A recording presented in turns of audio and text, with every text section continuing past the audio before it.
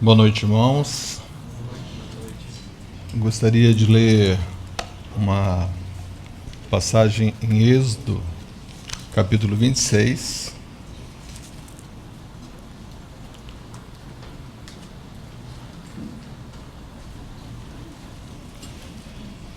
Êxodo, capítulo 26.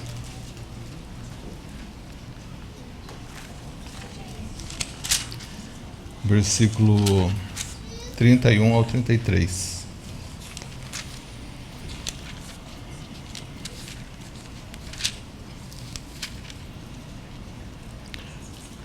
Êxodo 26, 31 ao 33. Farás também um véu de estofo azul, e púrpura, e carmesim, e linho fino retorcido, com querubins, o farás de obra de artista. Suspendê-lo-ás sobre 4 colunas de madeira de acácia, cobertas de ouro. Os seus colchetes serão de ouro, sobre 4 bases de prata. Pendurarás o véu debaixo dos colchetes, e trarás para lá a arca do testemunho, para dentro do véu. O véu vos fará separação entre o santo lugar e o santo dos santos. Só esse final novamente. O véu vos fará separação entre o santo lugar e o santo dos santos. Vamos orar. Senhor, bendito é o teu nome. Te pedimos, Senhor, que mais uma vez nessa noite o Senhor prevaleça nesse ambiente, sobre as nossas vidas. Que diante da tua palavra aberta, Senhor, o Senhor possa trabalhar no coração individualmente, ganhando-nos, transpassando-nos, compungindo-nos o coração, para que assim, Senhor, nós possamos nos render aos teus pés em adoração, entregando todo o louvor que é devido a ti. Assim, conduz-nos, Senhor, na tua palavra nesse tempo. Nós te pedimos em nome do Senhor Jesus. Amém. Nós acabamos de ler sobre o véu que tinha no tabernáculo e que fazia separação entre esses 2 cômodos que havia no tabernáculo. Então, se a gente imaginar que esse ambiente aqui fosse o tabernáculo, digamos que aqui assim tivesse uma cortina. Aqui seria o Santo dos Santos e aí seria o santo lugar, certo?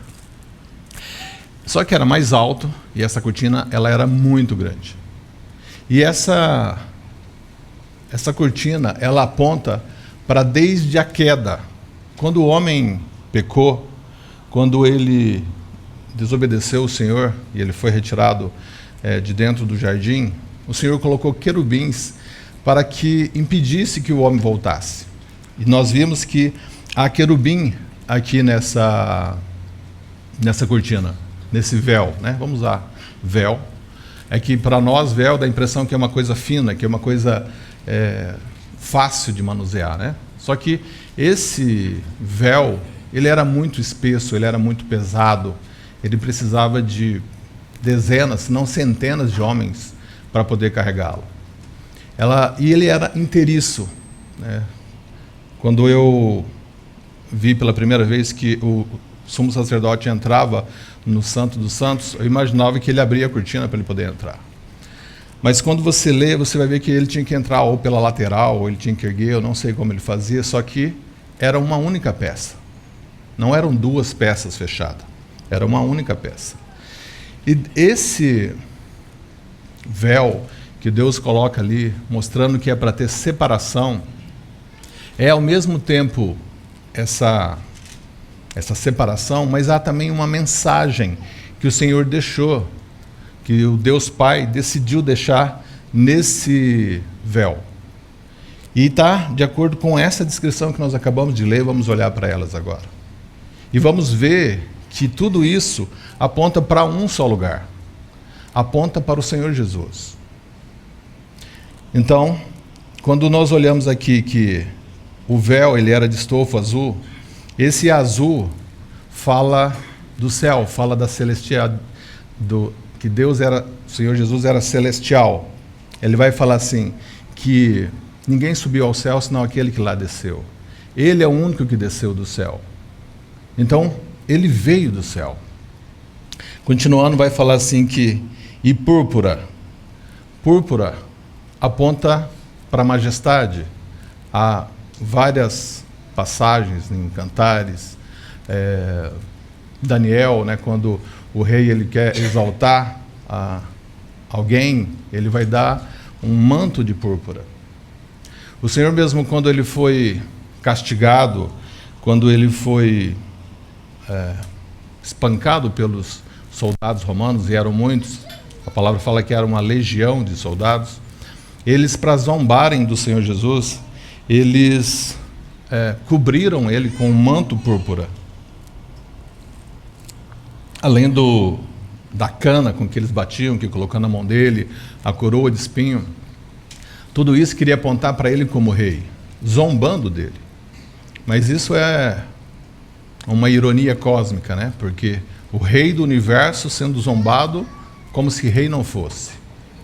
Então o púrpura aponta para a majestade do nosso Senhor. Então ele está no céu e ele é majestoso.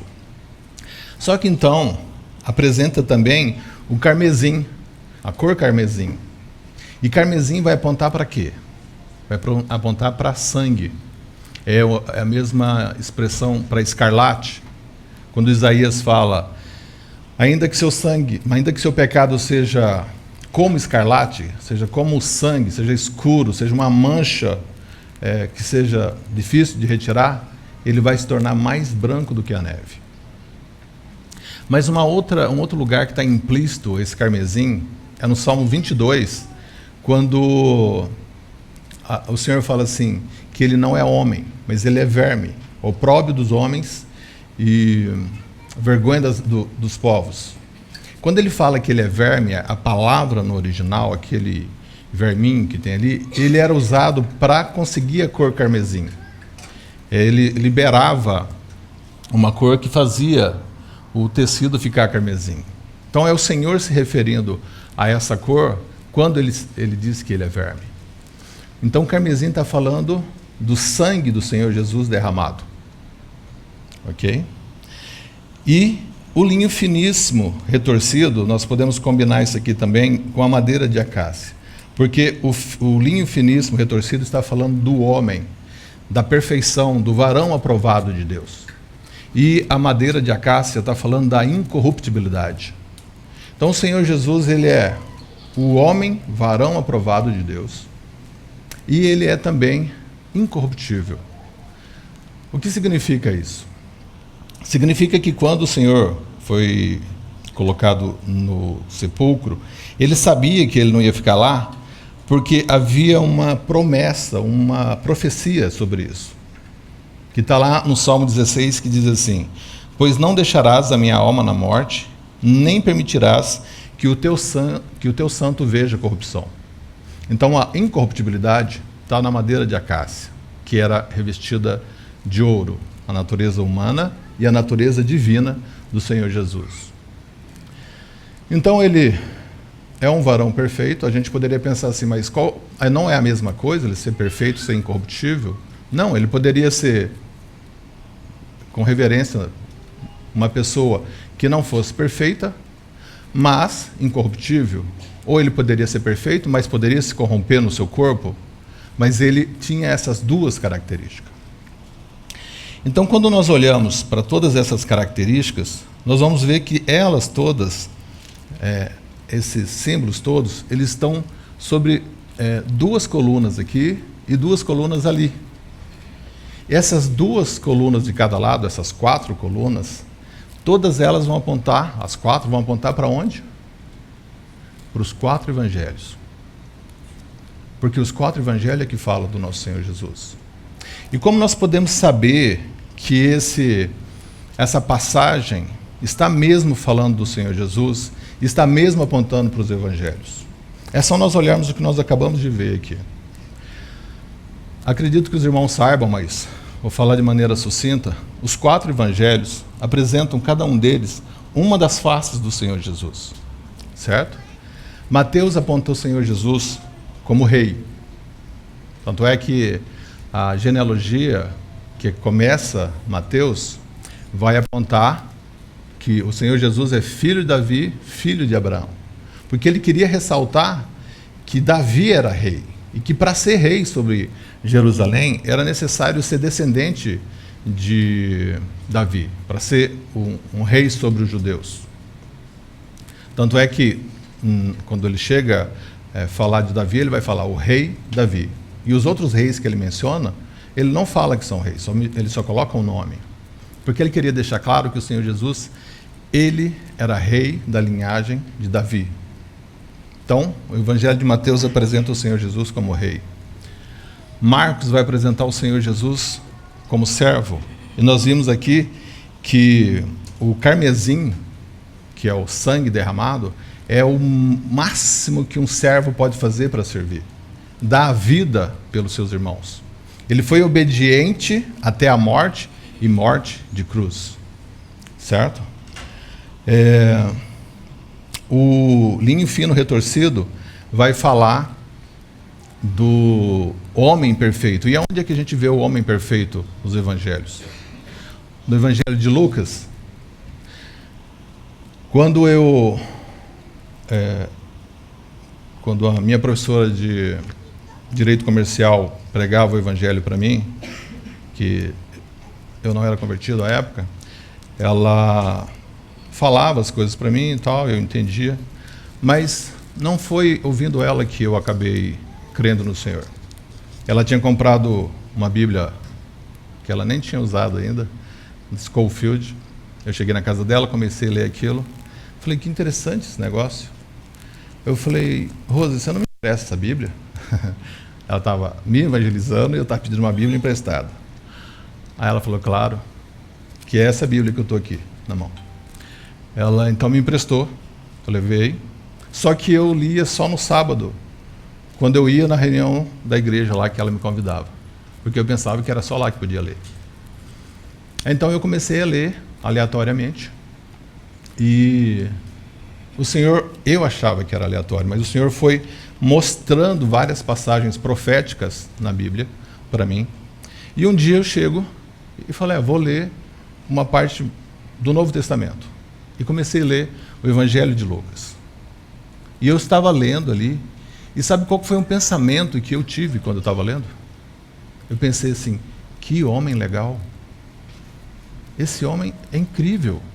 Eu vi o Senhor Jesus primeiro como homem. Até chegar no capítulo 4, que fala que sendo sábado, como de costume, entrando na sinagoga, tomou o livro e leu onde estava escrita a passagem, que o Senhor me ungiu. Tá, só para eu terminar isso daqui, não deixar vocês no suspense. Ali, quando o Senhor devolve o livro ao assistente, sabe o que está escrito no próximo versículo?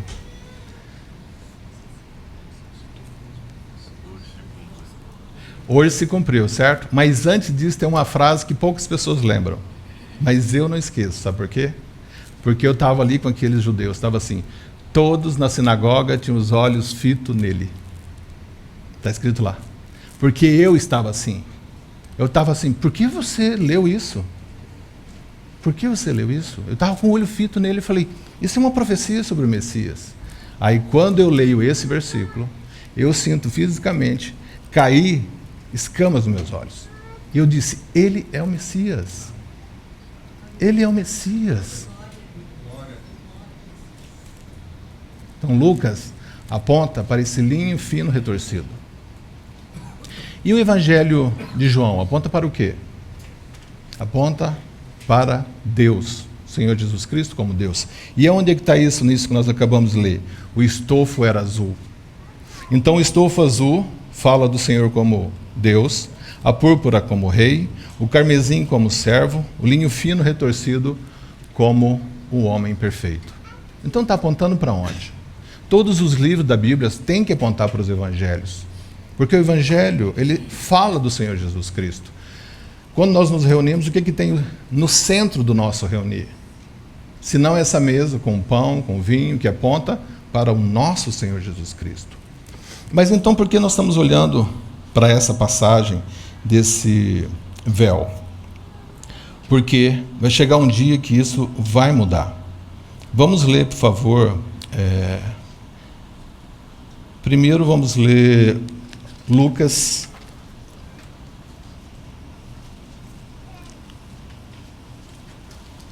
Evangelho de Lucas, 23.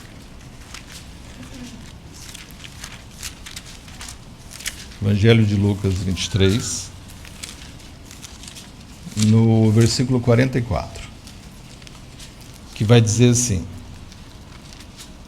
E era já quase a hora sexta, e houve trevas em toda a terra, até a hora nona, escurecendo-se o sol, e rasgou-se ao meio o véu do templo. Versículo 44, eu acho que eu falei, né?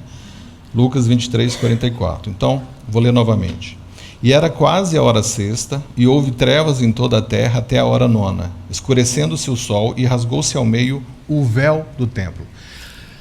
O que Lucas está falando é sobre o momento da crucificação do Senhor Jesus Cristo, que ele vai ficar das 9 da manhã até as 3 horas da tarde. Ele vai ficar 6 horas pendurado nessa cruz. Das 9 ao meio-dia, tá as pessoas zombando, eles estão assoviando e tudo aquele escárnio que nós sabemos que ocorreu. Mas quando chega meio-dia, há uma treva sobre a face da terra. Há um temor no coração de todos os homens. E ela vai durar 3 horas, essa escuridão. E nesse momento, quando o Senhor Jesus morre, Lucas fala que o véu foi rasgado. Só que vamos usar também a passagem de Mateus, que vai nos ajudar a entender, porque nós sabemos, mas talvez a gente poderia pensar, esse véu foi rasgado como? De baixo para cima, do lado, em quantas partes? Então, Mateus 27, 51 vai nos dizer: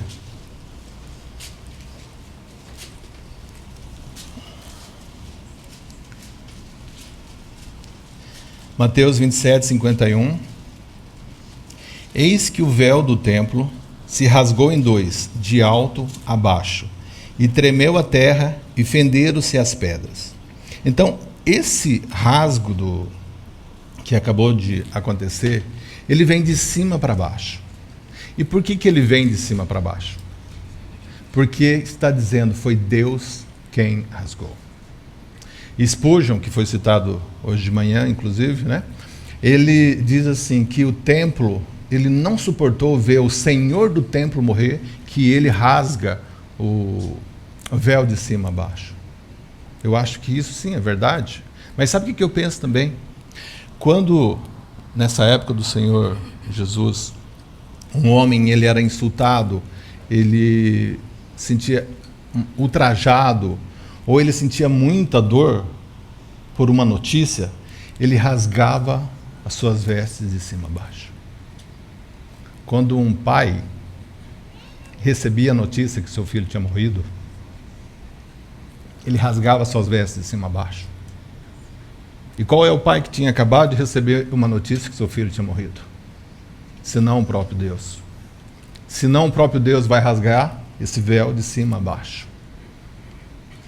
Por quê? Porque isso aqui é a carne do Senhor Jesus rasgada na cruz. E quando esse véu é rasgado, nós temos uma certeza tão grande, porque quando você rasga alguma coisa, você quer destruir aquilo. Quando você intencionalmente rasga algo, você não quer que aquilo permaneça. Então, sabe o que Deus não fez? Deus não falou assim aos sacerdotes: vão lá, retira o véu, dobra o véu, deixa ele guardado, que se eventualmente eu precisar, eu coloco ele lá. Não, o Senhor destruiu o véu. Aquilo que fazia separação, aquilo que tinha um querubim, aquilo que falava, o homem está separado de Deus, porque o Deus é santo e esse homem é pecador. Esse Deus não pode contemplar pecado. Você não pode me acessar. Apesar do Senhor estar com aquele tabernáculo no meio dos israelitas, as 4 tribos de cada lado, ele estava no meio, mas ele estava distante. Ele estava paradoxalmente próximo e distante, porque as pessoas não tinham acesso a ele. Se não o sumo sacerdote, uma vez por ano, se não apresentando sangue, primeiro pela sua família, por ele mesmo, pelo povo, com temor no coração, uma vez por um tempo. Isso que significava esse véu. Mas, graças a Deus, o Senhor não nos deixou para adivinhar o sentido do véu rasgado, né? Ele nos deu a interpretação em Hebreus capítulo 10. Enquanto você abre Hebreus capítulo 10, eu só vou ler para você o que está em Levítico, que vai dizer assim: Disse, pois, o Senhor a Moisés: Dize a Arão, teu irmão, que não entre no santuário em todo o tempo para dentro do véu, diante do propiciatório que está sobre a arca. Deus está falando para Moisés: fala para Arão, seu irmão, que ele é sacerdote, ele pode oferecer sacrifício, ele pode acessar, mas não é todo o tempo. Essa expressão que eu queria ressaltar: não entre no santuário em todo o tempo para dentro do véu. O Senhor falou com todas as palavras. O Senhor não deixou implícito: não pode entrar. Falou: não entre todo o tempo para dentro do véu.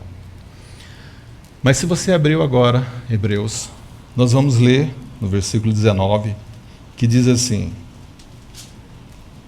Tende, pois, irmãos, intrepidez para entrar no Santo dos Santos, pelo sangue de Jesus, pelo novo e vivo caminho que ele nos consagrou pelo véu, isto é, pela sua carne. E tendo grande sacerdote sobre a casa de Deus, aproximemo-nos com sincero coração, em plena certeza de fé, tendo o coração purificado de má consciência e lavado o corpo com água pura. O que o Senhor está nos falando? Que quando aquele véu foi rasgado, eu imagino que os sacerdotes talvez pudessem não estar ali, porque ficou escuro. A palavra fala que houve temor no coração, as pessoas batiam no peito depois, né? Aqueles que estavam zombando, agora estão batendo no peito por aquilo que acabara de acontecer. Mas se tivesse lá algum sacerdote, isso aqui é apenas para ilustrar, se ele olhasse e visse que aquele véu foi rasgado, possivelmente ele nem olharia, porque ele sabia tudo o que já tinha acontecido lá na descrição do Velho Testamento, de pessoas que morreram por tocar sem querer na arca, pessoas que foram querer olhar por curiosidade, morreram. Então, vamos supor que ele olhou e falou: ué, eu não morri? Aí ele olha de novo, ele falou: olha, a arca está lá e eu não morri. Sabe o que aconteceria? No máximo, ele olharia. Ele não ousaria entrar lá, porque ele não sabia que ele podia entrar. Porque ele não tinha consciência de que aquele Cristo morto na cruz, aquela carne rasgada, era aquele véu rasgado. E que ele poderia ter entrado lá se ele quisesse, para adorar o Senhor, não por curiosidade. E o Senhor está nos falando para que nós hoje, nós não vamos apenas olhar para essa mesa, nós não vamos olhar apenas para esse cordeiro morto, nós não vamos olhar apenas para o Santo do Santo, nós podemos entrar. E a palavra fala com intrepidez, para entrar no Santo do Santo. Intrepidez fala de ousadia, fala de uma coragem para você entrar. Então, se nós olhamos para essa mesa, nessa noite, nós podemos pensar o seguinte, que nós não nos aproximamos dela por mérito nosso. Nós não nos aproximamos pensando: eu mereço. Porque o véu rasgado, ele fala tanto com o culpado como com o meritório. Tanto com a pessoa que pensa: não posso me aproximar porque eu sou um pecador, como um meritório: eu me aproximo porque eu fiz, porque eu mereço. O véu rasgado, porque a carne do Senhor Jesus Cristo, rasgada nessa cruz, esse sangue vertido, ele fala assim ao culpado: entre, porque o sangue é suficiente.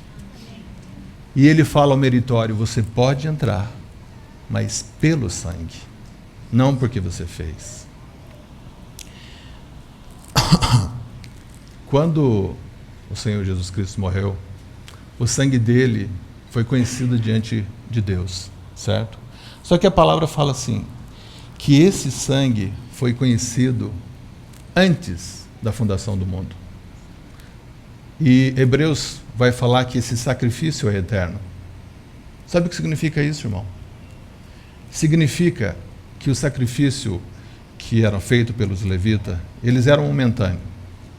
Então vamos imaginar, você cometeu um pecado E o pecado tem lá uma extensão, e aquele sangue daquele animal cobria aquilo lá, certo? A palavra fala que cobria, não tirava. Se você cometia um novo pecado, só estou ilustrando como se fosse fisicamente, aquele sangue do próximo animal viria cobrir isso aqui. Você não poderia chegar diante do sacerdote, você de repente falar para ele assim, olha, o ano passado eu estive aqui, lembra que eu ofereci um carneiro? Ele falou, lembro. Então, dá para você aproveitar o sangue do ano passado? Parece engraçado até falando, né? Ele ia falar, não, tem que ser um sangue novo, um sangue que foi vertido agora. Irmão, eu vou repetir isso aqui só para que você entenda. O sangue do ano passado não servia, porque o sangue tinha que ser fresco. Se você cometeu um pecado vindo para cá, se você cometeu um pecado por algum motivo, entrando nesse ambiente, e você pensar assim, talvez eu não possa participar dessa mesa, porque eu cometi um pecado. Meu irmão, o seu pecado nunca chega diante de Deus antes do sangue de Jesus. Não há nada mais fresco do que o sangue de Jesus diante de Deus. Deus não tem problema com o pecado mais. Ele tem problema com rebeldia. Ele tem problema com o coração endurecido, com falta de confissão. Mas com o pecado, ele já resolveu esse problema. Nada é mais fresco diante de Deus do que o próprio sangue do Senhor Jesus Cristo. Não serve um sangue velho, passado, mas esse sangue é sempre novo, porque o sacrifício é eterno. Porque veja bem, talvez a gente possa pensar, o Senhor Jesus morreu há mais de 2000 anos, então eu estou depois do sacrifício, eu fui alcançado pelo sacrifício, mas foi há 2000 anos, há mais de 2000 anos. E quem partiu antes da morte dele, lá no Velho Testamento? Todos os santos, todos os profetas, todos que foram salvos pelo sangue do Senhor Jesus. Porque ele era representativo antes, mas apontava para o sangue verdadeiro, para a realidade.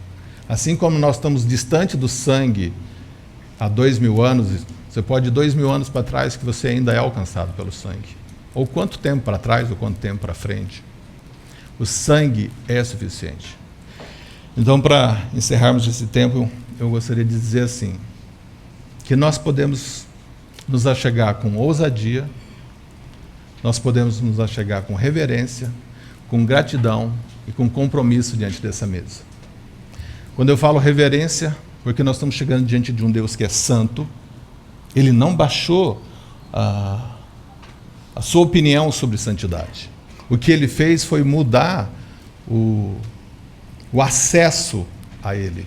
Antes era um acesso levítico ilimitado, agora é um acesso pelo sangue do Cordeiro e é contínuo. Nós não só podemos chegar, como podemos e devemos permanecer nesse santo do santo.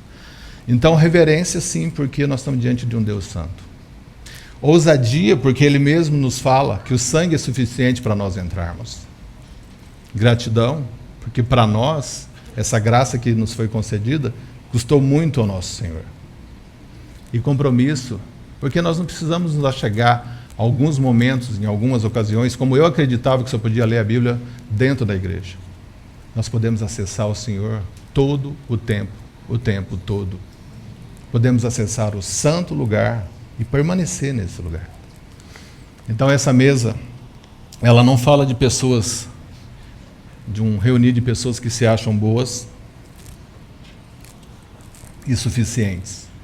Essa mesa fala de pessoas que foram alcançadas pelo sangue do Senhor Jesus e sabe que sem essa expiação, ninguém poderia se aproximar. Mas então, irmãos, eu reforço o que Hebreus falou, né? Com intrepidez podemos entrar, porque a carne foi rasgada, o sangue foi vertido e o acesso nos foi concedido. Amém.